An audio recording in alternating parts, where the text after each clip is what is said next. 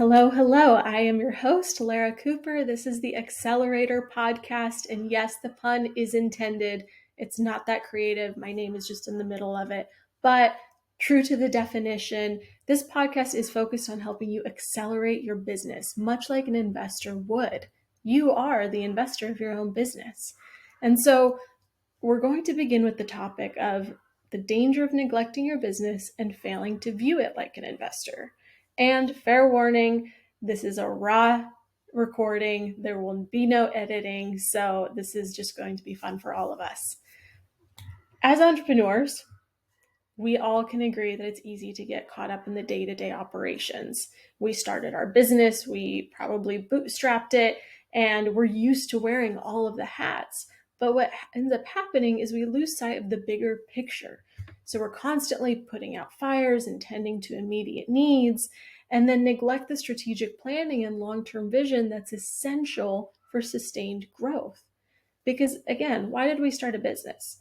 Not because we wanted to be a leveraged employee, essentially doing the same job as a W-2 employee, but 60, 80 hours a week.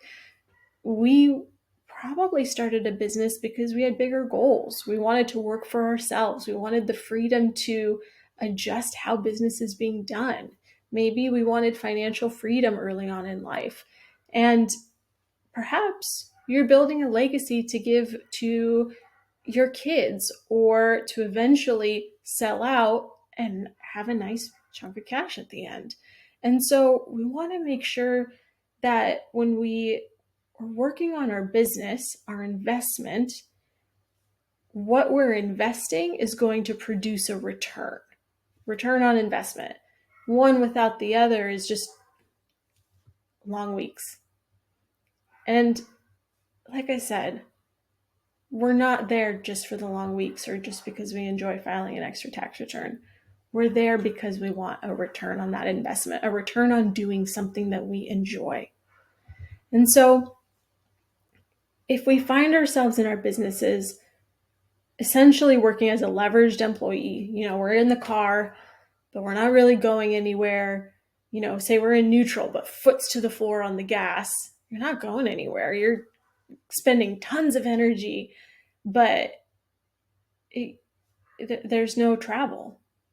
If that's the position that you're finding yourself in, then your options are really limited.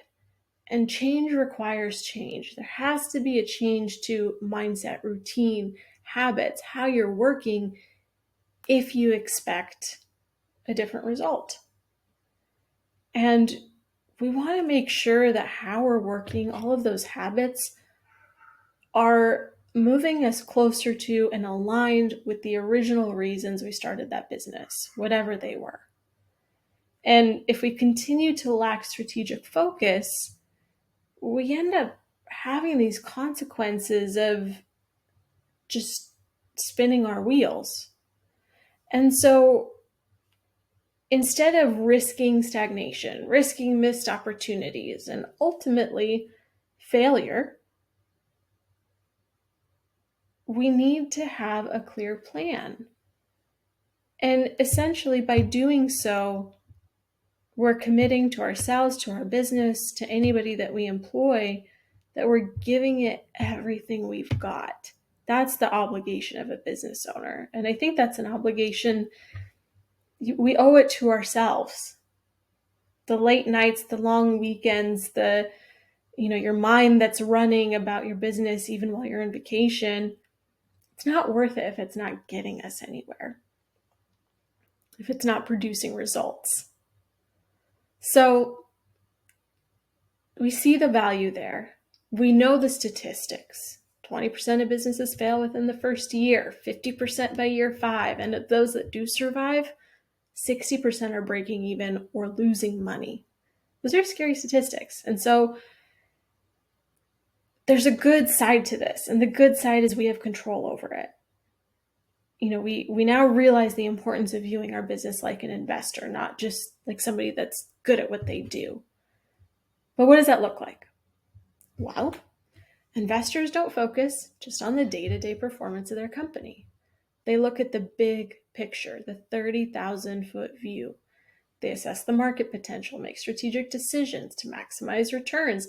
Because remember, you may be the only one on the operating agreement or the only one receiving a K1, but you have other partners in this. Maybe it's your wife, maybe it's your family, maybe it's your employees. We owe it to them, if not ourselves. And so we have to adopt this mindset of being strategic, because everyone exits their business. Everyone exits for better or worse. Whether it is you being burnt out and just shutting down the doors because you can't take another year, or maybe there's a natural disaster. Maybe you become out of commission. We all know that decisions made in a crisis look very different than the decisions made when it's planned in advance with foresight. And this is your life's investment. Even if you're a serial entrepreneur, this is an investment for you. And you want to make sure to get a return on it. And so, where do you begin? Well, first, what do you want out of the business? Why did you start the business? And think about that. Set a coffee date with yourself. Really carve out time when you have the most mental energy in the day, because this is important. This is dictating the entire trajectory of your roadmap for the business and ultimately for yourself as the benefactor at the end of it. And so write down, what does success look like to me in 1 year, 5 years, 10 years? What is my definition of success? Is it working by yourself? Do you have a team? Do you have a certain schedule? Is it a certain salary? Is it a certain valuation that you want and then you want to exit? Really think about those things, because no roadmap is the same. It's completely dependent on you and your goals.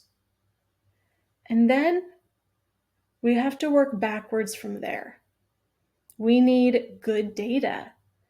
Without good accounting data and financial reporting, we don't know how we're doing in comparison to those goals. We have nothing to check back on. And with good data, anything is possible. That is the cornerstone of well-informed decision making. And then we need to make sure that we're revisiting that data. Budgets versus actuals, cash flow planning, what if scenarios. I'm not saying that financial strategy and working on your business is going to guarantee your success. There's things that are always out of our control, but it definitely gives you more options. You can approach your business with clarity, confidence, and not constantly be in this reactive state.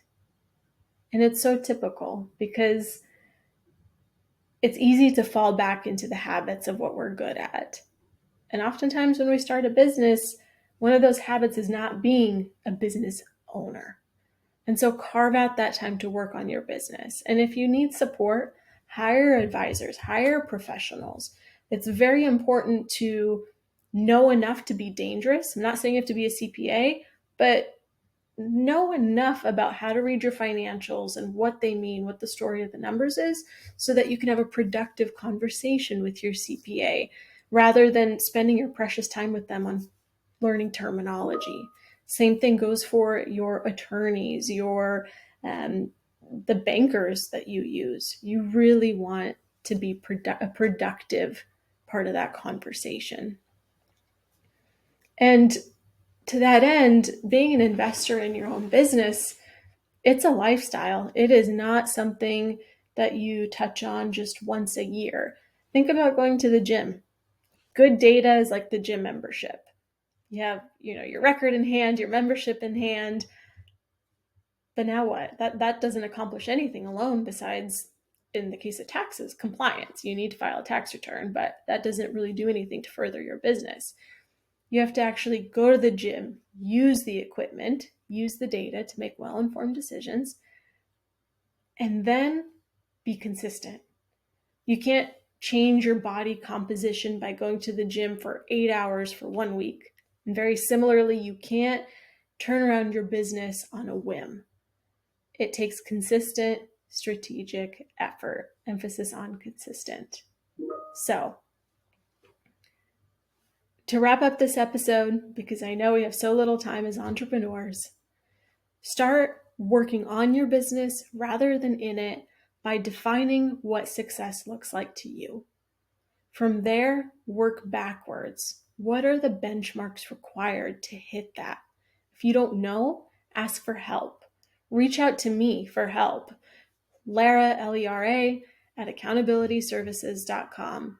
I'd be so happy to share some worksheets with you on how to prioritize your goals, because as business owners, we have so many initiatives in our minds, but there's only so many things we can focus on at once. And we want to be deliberate with our resources, not only our dollars, but our time. And then keep checking back on that plan, that execution. Execution is critical. And you have to have that willingness to adjust as necessary. So, as we go through more episodes, we'll have more details and practical advice on how to work on your business rather than in it. You'll hear great examples from other entrepreneurs like you, also from the experts.